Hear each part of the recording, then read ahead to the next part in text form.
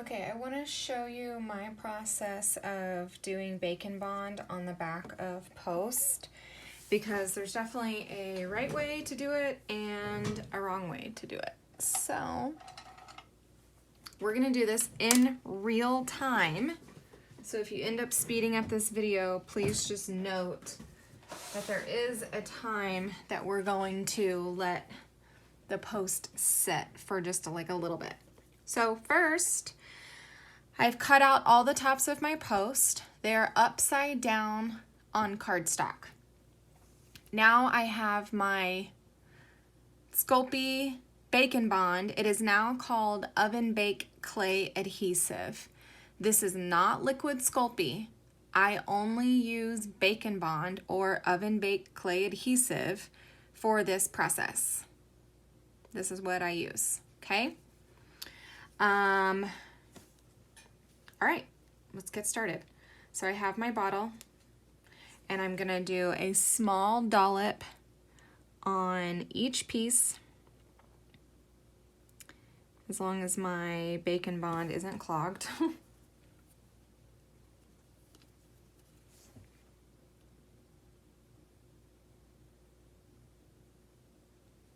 So dollop.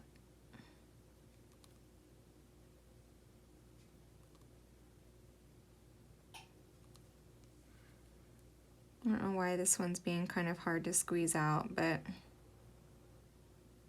it might just be cold or clogged.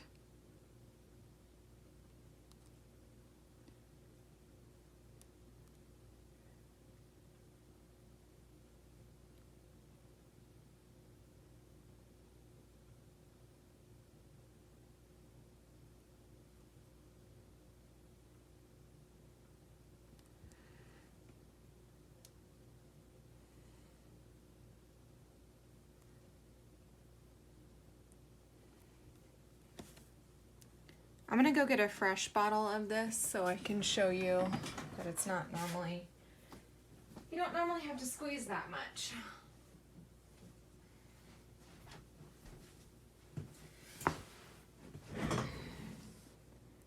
See, yeah, that's normally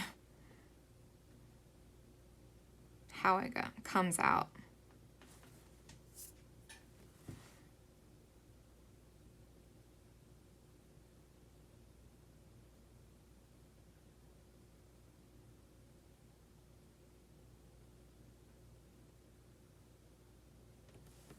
Okay, so once I have the dollop, I'm gonna put my post on. I use surgical steel post. They're not sterling silver. They are not just nickel-free sterling silver plated. They are actually surgical steel. I have found that even nickel-free sterling silver causes an allergy reaction, an allergic reaction to people with very sensitive ears. If you want to cover all of your bases with sensitivity, surgical steel is the only way to go. Or like 24 karat gold, but that's expensive. Okay, these are 6mm post.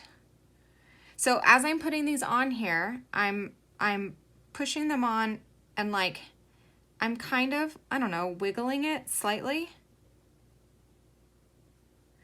But I'm not doing too much pressure because I don't want to distort my piece from the front.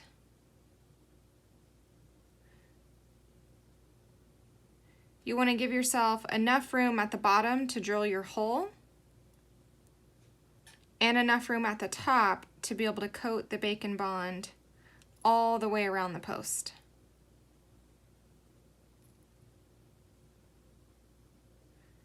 The reason why I do all of these at once is because by the time I'm going to be done with the last piece, like I'll start back up there shortly after to finish, because I want these to set just a little bit.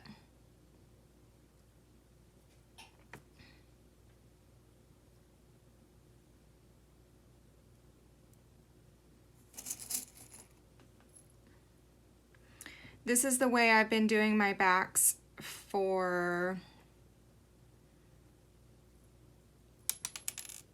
almost all of 2020. And I haven't had one issue.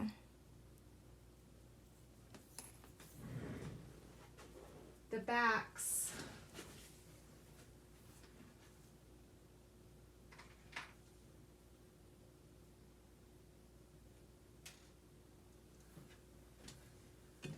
look like this. This is Bacon Bond on black.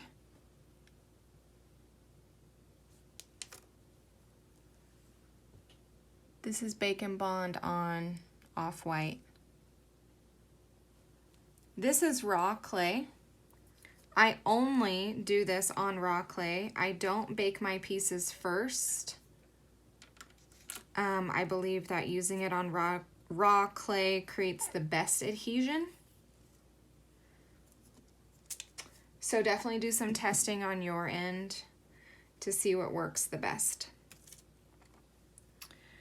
As you can see, like the posts are going to be baked in here, so there then is no way to do a sandwich method of a tile or piece of glass over the top.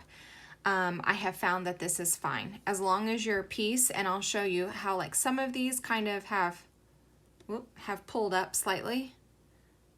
Like they're not 100% flat. I'll show you how I remedy that as I finish the tops of the pieces, but I'm really mindful when I'm cutting my pieces and then smoothing their edges that I'm putting them down to be as flat as possible, as smooth as possible, because I know I'm not going to be putting anything over them to weight them down. And my tops come back, I mean, perfectly flat. So I do my tops the same thickness as my entire piece, so roughly 3 mil. You see how this is like slightly domed? This post would bend before this entire thing would come off. It's like impossible to get it off. So no matter how tough your back is to pull off your post, like this is not going anywhere. There's no wiggle room whatsoever. I think based on what other people have said and research, Bacon Bond is clay. It's clay adhesive.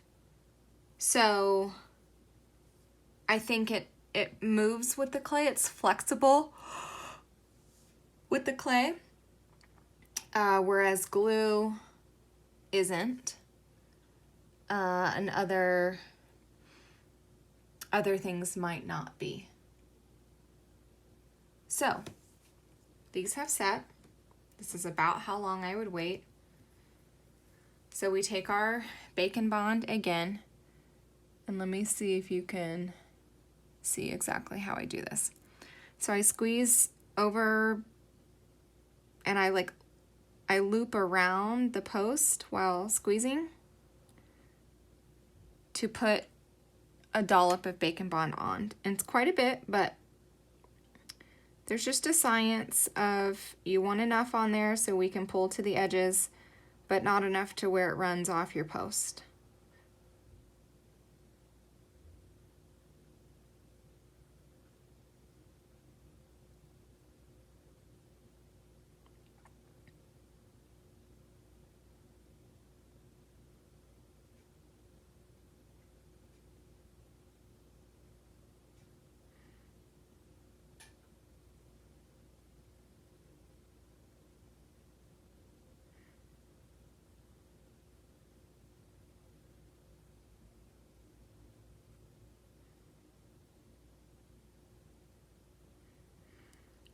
This is self-leveling, so the reason why I do all of them before I smooth them out is because I want it to get time to level itself out, so I know, do I need to add more? Is it good? Is it going to be enough?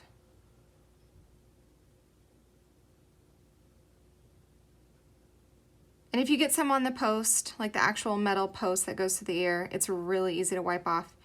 You can just take a Q-tip with rubbing alcohol and kind of smooth it, wipe it off.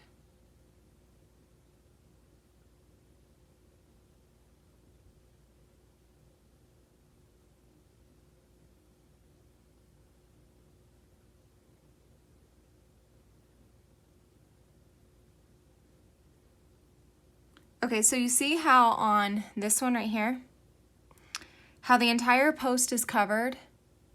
Some people stop here. I don't think that's enough.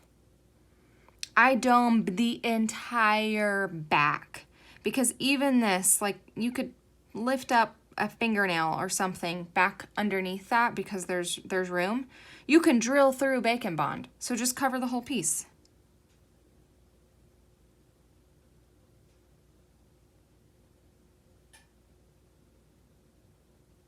And I personally just think it looks more professional and more finished when we pull it to the edges.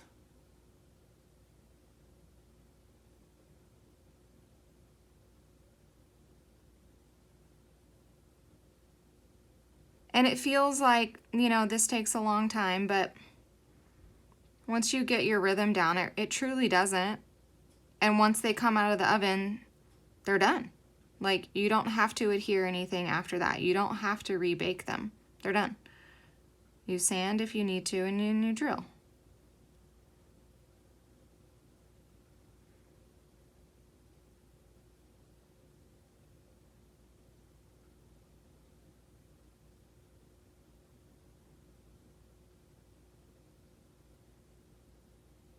Okay. So all these pieces look pretty good, as in there's going to be enough.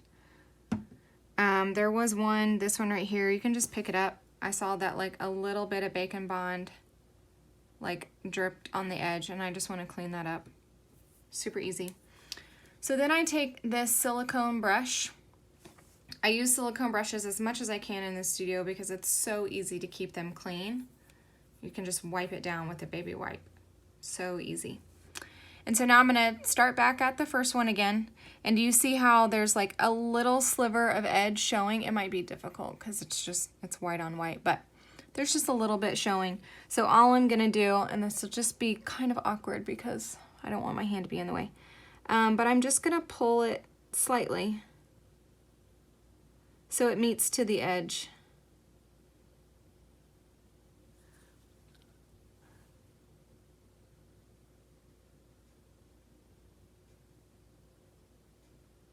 Done. This one, just slightly go around.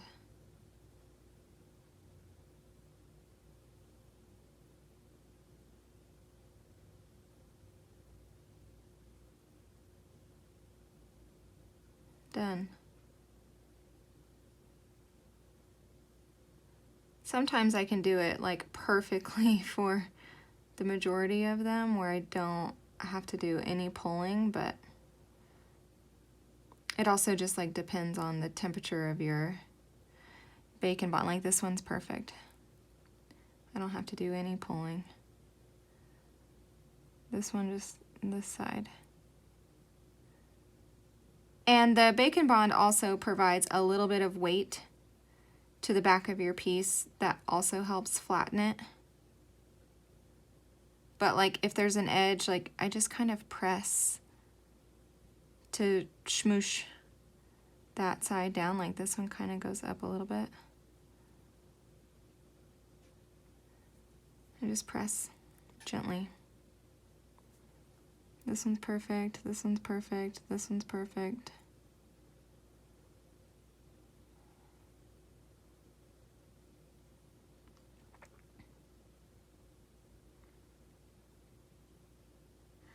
You don't want to put too much on because it starts to melt, obviously, in the oven, cures and melts. And if there's too much on there, it will run over the edge and to the front and completely ruin your top. It just happened to me because I didn't I didn't pay too much attention. The front of my piece was textured, and I still wanted to use this method because I personally hate using UV resin on the back of pieces. But since I always do Bake and Bond on raw clay, it was a textured top, and so it was uneven, and so some of them poured to the sides and then the front, and then they get ruined. So what you'll notice when they come out of the oven is that it's going to be really flexible, and I think right out of the oven you could potentially pull some post out and like separate the pieces, but within seconds, a minute of sitting out of the oven and cooling, it's permanent adhesion. So that's how I do it. That's it. Hopefully that was helpful. Let me know if you guys have any questions.